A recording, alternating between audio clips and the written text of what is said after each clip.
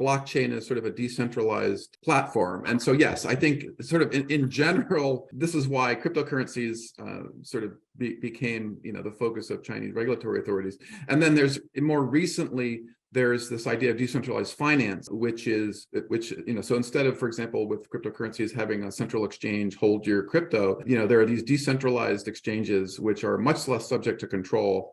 And this really scares governments, authoritarian governments like China.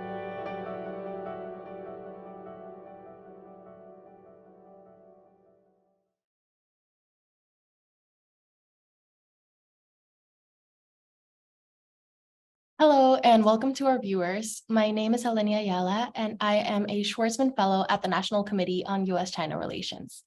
Today I am joined by Paul Triolo. Paul is currently Senior Vice President for China and Technology Lead at Albright Stonebright Group, a Senior Associate with the Trustee Chair in Chinese Business and Economics at the Center for Strategic and International Studies, and has served in senior positions within the U.S. government for more than 25 years. Paul, thank you so much for being here. My pleasure. So today we're going to be talking about blockchain technology in China and its impact on U.S.-China relations. So just to begin, Paul, can you tell us, when did China first start using blockchain technology?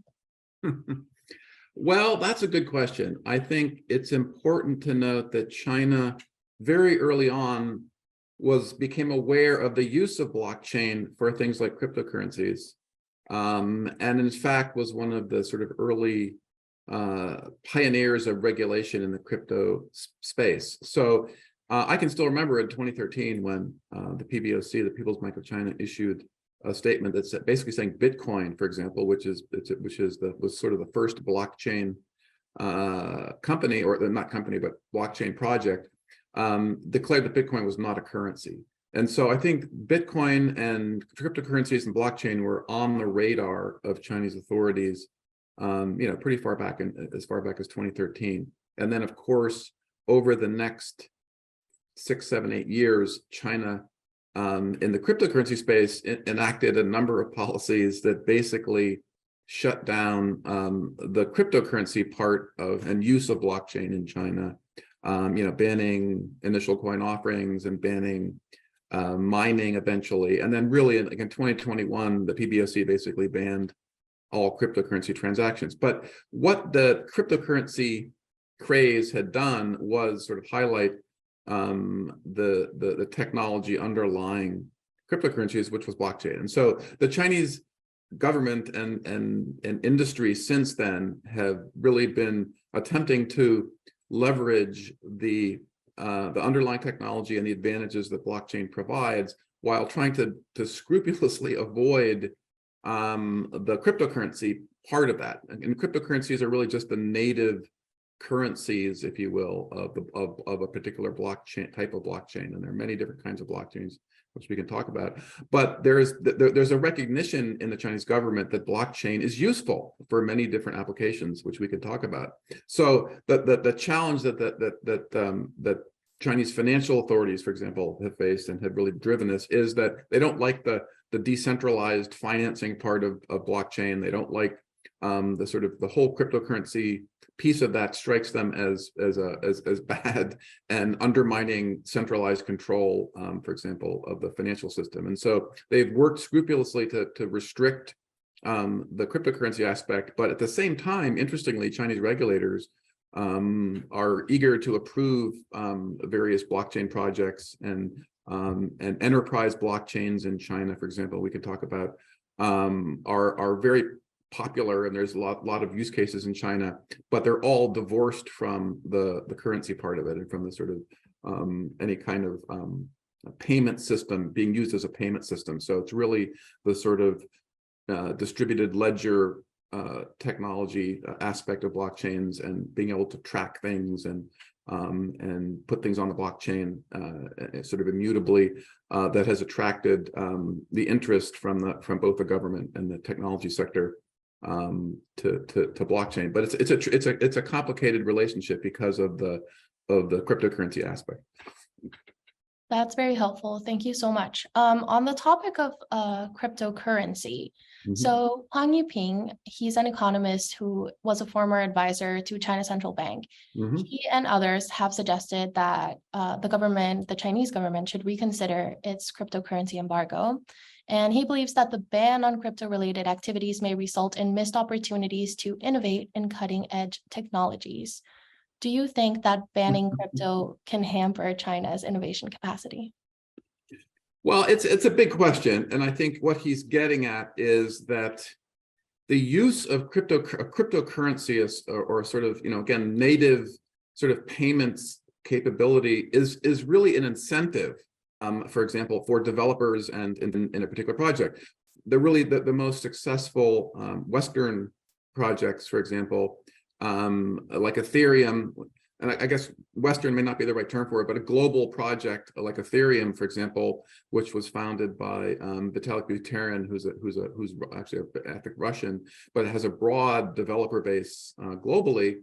They're again, the developer base and the sort of project is all helped and fueled by the fact that there's a cryptocurrency, Ethereum, in this case, the Ether, that's associated with that blockchain. And so I think the comments that from this official may be trying to get at that it's a sort of ecosystem that where the cryptocurrency, the native cryptocurrency, is sort of an important part of that ecosystem. And if you take that away, then you take away some incentives for people to get paid for developing projects or for just easing transactions on the blockchain, for example. Because if you don't allow the cryptocurrency and native currency to be used, then you introduce other complexities into the use of those blockchains, for example, for payments, which is one of the big use cases, of course, for cross-border payments and sort of frictionless payments. And so that's what I think he's getting at. But it's hard to say where that has where the exact impact on innovation comes from. Chinese companies have been pretty innovative. A lot of Chinese companies have developed their own blockchain projects. And there's this thing called the Blockchain Services Network, which we should talk about, which is a bigger effort. And again, all of these native blockchains in China are not don't have that cryptocurrency sort of piece to them. And that's an important part of the equation. Yeah, that's a great point. So talking about that, crypto is not allowed, but other forms of blockchain are. Can you tell us a bit about what forms of blockchain are in use in China and what industries or if the government uses blockchain? Sure. So there are a lot of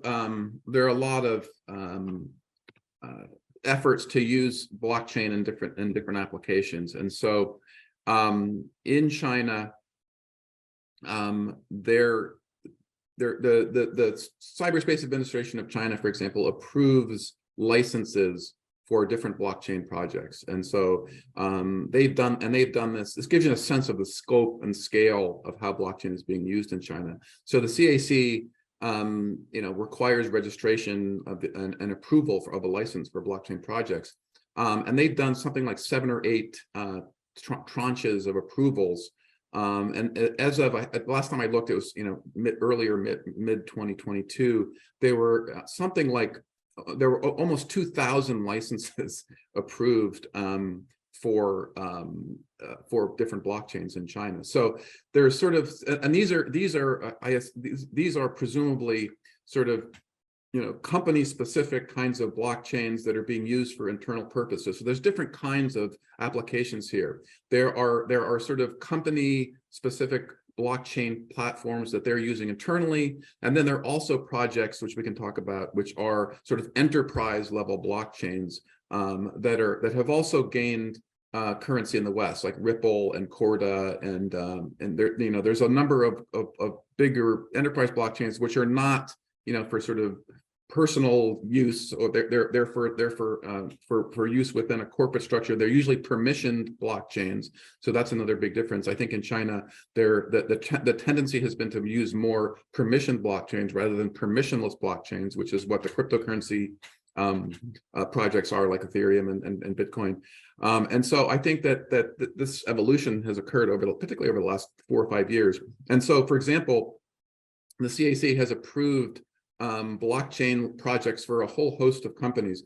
I was actually in China at one point before the pandemic, and I had a full tour of JD.com's business model and some of the activities they were doing. They're a big e-commerce company, and they were using blockchain, for example, to track the commodities they were selling, particularly food items, sort of from, catching the fish, putting it on a truck, trucking it to a processing plant, and then finally ending up in a store. So that's a good example of a use case that seems to be pretty popular. So I could actually scan the QR code on my phone on the fish, and it would tell me, it would sort of give me the whole history. So this is a food safety issue in China. So this is one of the big applications for blockchain that has sort of become popular, tracking food from, and that of course stems from a lot of the food crises and scandals that have happened in China. So that's one particular use case. There are other examples. There's a national health data chain, for example, which is designed to sort of put healthcare data on the blockchain. That's under the National Health Commission in China. That's another sort of broader data management use case for blockchain. There's also things like the Beidou chain, which is managed jointly by the central bank and MIT, the Ministry of Industry and Information Technology, that's used to handle transactions that involve China's Beidou satellite system. So so the government views, again, blockchain as this technology where the barriers to entry are low in China, and that Chinese companies should use this. And so you also see in many statements, like national 5-year plans or long-term plans for technology development, the blockchain is always included in there, along with 5G and AI and other technologies, as sort of areas where China and Chinese companies should lead. So there's also, for things like logistics, and that's where sort of the government is focusing this efforts, and where these licenses coming from CAC are focused on things like logistics, healthcare, data. Huawei Cloud, there's a blockchain that Huawei has that's been approved. And then there's also things like for NFTs, non-fungible tokens, that also uses blockchain technology. That's been sort of a rage in China for a bit over the past couple of years. This is things like digital art or other things that can be digitized or tokenized and put on the blockchain. And so CAC has approved some blockchains that are involved in NFT projects, although that's a little bit controversial because the regulations around that. Normally those NFTs are paid for using cryptocurrencies. And so there's been a little bit of issue around that. And then so basically there are these categories of sort of enterprise level blockchains for specific purposes like logistics, more national efforts like this healthcare data, to put healthcare data on the blockchain, and for broader logistics purposes and things like Beidou. And then there's also this national project, which we can talk about, called the Blockchain Services Network, which is a large permissioned blockchain that was set up under the State Information Committee, SIC, under the NDRC, the National Development and Reform Commission, and that was intended to be sort of a national blockchain platform that would allow things like applications to be developed on top of that could include payments, and that also has an international element to that. That's being pushed by a company called Red Date, which is working with the Chinese government, and that may eventually get to this bigger issue of blockchain being used as part of cross-border payments. So there's you can see there's a whole range of areas where the Chinese government sees blockchain as being advantageous, and then Chinese companies across the board have sort of put forward projects related to blockchain. In part because of, I think, the government saying, hey, this is a technology that China should be leading on. But again, because they sort of divorced it from the cryptocurrency aspect, they've been very careful to keep continuing to emphasize that blockchain itself is fine, the technology is good, they're good use cases, but don't try not to use it for things like payments. And so, for example, for NFTs, you can use Alipay and WeChat Pay to pay for those, which are sort of normal digital payment platforms, but there's no inherent cryptocurrency there. So it's been sort of, I would say it's been a little bit of almost a craze for blockchain, and some of these use cases seem to be pretty good, like the commodity tracking, but it's still very much a process to develop. And then finally, one final point is, I think the Chinese government and companies also see the use of blockchain, for example, in metaverse related applications. And so metaverse is another one of these sort of buzzwords and getting a lot of attention in China. And so whenever you hear metaverse being mentioned, there's usually a blockchain piece to that, right? Because that would form the payments layer, for example, in some blockchain and gaming could also be used. But again, not the cryptocurrency, using RMB to actually pay for those blockchain applications in the metaverse. Yeah, that's very helpful. Thank you. And I can definitely see how that might be a little bit conflicting at times with NFTs, for example, being a new form in some cases of digital art. And art has also historically been a way of accumulating wealth, right? Right. So sometimes that could get a little bit tricky to enforce, I would imagine. Now, I'm Yes. wondering, sorry, yes. No, I'm just gonna, anything that involves sort of using alternative instruments that don't run through Chinese centralized financial authorities sort of oversight or ability to sort of track, it ends up running afoul of the system. And so NFTs and particularly cryptocurrencies are just viewed as dangerous instruments that allow things like capital flight and sort of evasion of foreign exchange controls in China. And so the central government is very sensitive to these and will continue to intervene from a regulatory point of view to try to control this at the same time as issuing documents supporting blockchain, right? So it's a very interesting dynamic in China that you really don't have in other countries, where the debate is more about how do you regulate cryptocurrencies. Yeah, well, on the topic, so some scholars have said that, or theorized, I guess, that cryptocurrency might be incompatible with authoritarian regimes, precisely because of the decentralization aspect. What do you think about that? Yeah, and again, you have to be careful what you're talking about here. So inherently, blockchain is sort of a decentralized platform. And so, yes, I think sort of in general, this is why cryptocurrencies sort of became, the focus of Chinese regulatory authorities. And then more recently, there's this idea of decentralized finance, which so instead of, for example, with cryptocurrencies having a central exchange hold your crypto, there are these decentralized exchanges which are much less subject to control. And then there's things like stable coins, which provide on-ramps to those decentralized financial exchanges. And this really scares governments, authoritarian governments like China, because even if you try to control those centralized exchanges, for example, which China did, China initially didn't control those exchanges, and some of the best exchanges, in fact, were Chinese exchanges like Binance and OKCoin and KuCoin. These were at one point were the largest centralized cryptocurrency exchanges globally, and Binance remains the global leader, even though they had to sort of move offshore as China clamped down on centralized exchanges. But the real promise of blockchain and cryptocurrencies, if you will, is this idea of sort of decentralized payments that don't have to go through a central system.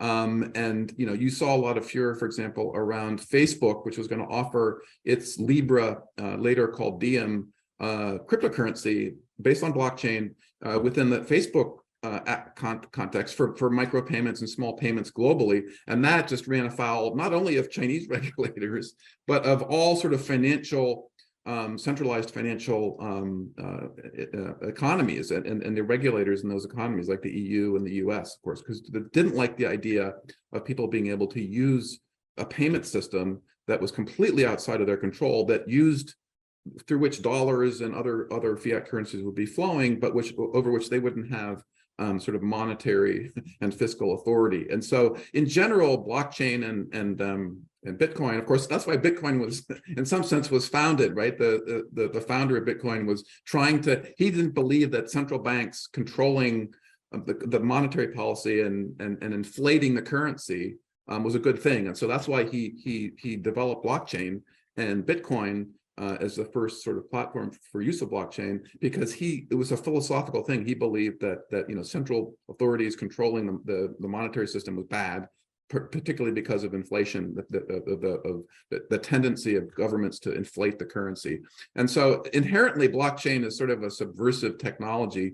And then in China, finally, you also saw other things like dissidents putting documents on the blockchain, for example, that were then sort of immutable on the Ethereum blockchain. Dissident documents or documents, about certain scandals, or sort of almost being able to publicize things that the Chinese government didn't like. And so that also led to some of the clampdowns around how blockchains were used, and the being afraid of allowing these permissionless blockchains like Ethereum to be widely used in China, because they could be used for other things besides payments, but they could be used for things, for example, for putting documents on the blockchain. So the blockchain technology in itself, I think, scares authoritarian governments. That's very helpful. Thank you.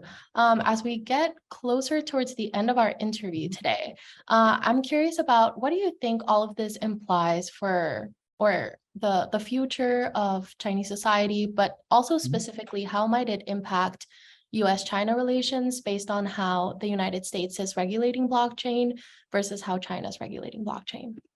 That's a really good question. So I think there's two aspects to that. One is the this sort of just the cryptocurrency piece, right? So the U.S. is trying to get its hand, and other governments are trying to get their hand, Western governments, around how do you regulate cryptocurrencies. And in some sense, China is seen as a leader in that, right? Because China decided at some point, we're just not going to tolerate this. We're not even going to tolerate mining, right? Which they did for a long time. They tolerated the mining of Bitcoin, which at one point China dominated. Chinese companies dominated.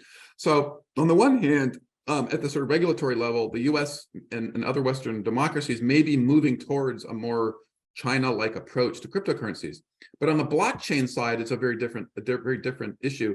And then you get into things like central bank digital currencies, where China, conversely, is leading in terms of deploying the digital RMB, for example. And one concern in the West then is over this issue, particularly in the U.S., that China's leading in the deployment of central bank digital currencies. And then on top of that, you have this project that I mentioned, the blockchain services network, which is seen in the U.S. government, for example, as an attempt, as part of a broader Chinese government attempt through the digital RMB and through this blockchain services network, which now has an international component to it and is being trialed, by the way, in other countries. And actually, there are projects, for example, in Hong Kong and the Bank of Thailand that are sort of sanctioned by the Bank of International Settlements in Switzerland as sort of a platform for eventually interoperability of central bank digital currencies using blockchain, right? And so the U.S. government very much views that whole effort, which is going to be a long-term effort. This is a very complicated issue when it comes to using a sort of a blockchain platform broadly to enable exchanges, interoperability of central bank digital currencies. That's coming, but that's a 5 to 10 year project. But China is leading in that area. So the U.S. government sees this very much as an attempt to circumvent, to provide an alternative to a dollar, for example, for dollar settlement, to circumvent U.S. sanctions law, right? In the context of U.S.-China relations and Russia, of course, and these situations where the U.S. government has very much leveraged its dominance of the dollar system globally to cut off countries and companies from that system through sanctions, implemented by the Treasury Department. So the bigger picture is that blockchain is part of that equation because of, in particularly, this blockchain services network and what they call the Spartan network, which is, you'll see periodic stories in the media about this, but this is a long-term effort to establish this sort of global new financial system, if you will, that where the issue of sort of sovereign digital currencies and central bank digital currencies is going to be really salient here. And China, again, is leading in that area. And the CBDC that's being, the digital RMB, for example, is being widely deployed now. You can get it on your wallet, on your phone. There's lots of pilot efforts to do this. It's not necessarily itself based on blockchain. It's not clear that it's really not a blockchain based currency, but the idea is that blockchain would be used as part of this broader system to deploy the digital RMB and other digital currencies globally, and have them be interoperable. And blockchain would provide a good platform for doing that because of some of the security features and sort of the technical advantages that you get from deploying blockchain. But that's still very much a work in progress. I'm actually drafting a paper on the blockchain services network and sort of how that will unfold globally, and then how the U.S. government is likely to react to those kinds of developments. But it's definitely a very interesting part of the equation of U.S. China relations going forward, because there's a lot of concern in the U.S. about any effort to undermine the dominance of the dollar. And the reason that's important is specifically because of things like sanctions, as we've seen in the case of, for example, Russia, Ukraine. And there's a lot of discussion in Washington, for example, about how the U.S. might sanction China in the event of any activity related to Taiwan. And so part of that, the discussion there would be, how would China, for example, circumvent international global payment systems that were dominated by the dollar, like SWIFT and other interbank payment system infrastructure. So it's a sort of a salient issue, and going forward, it will become probably even more important as China develops blockchain, and as countries around the world figure out that whether they need a sovereign digital currency or not. There's still a lot of debate about that. But China has, in the meantime, decided that was something that they would be leaders on, and the PBOC, for example, has been very active in developing and deploying the digital RMB. So it's definitely, blockchain is a piece of that. Not the whole thing, but lots of other issues around it. RMB convertibility, for example, that are complicated. But blockchain is definitely in the mix. Yeah, wow, that is fascinating. The topic of sanctions and how this might impact Taiwan. I have just one final question for you right before we wrap up. So we very briefly touched upon NFTs, the metaverse.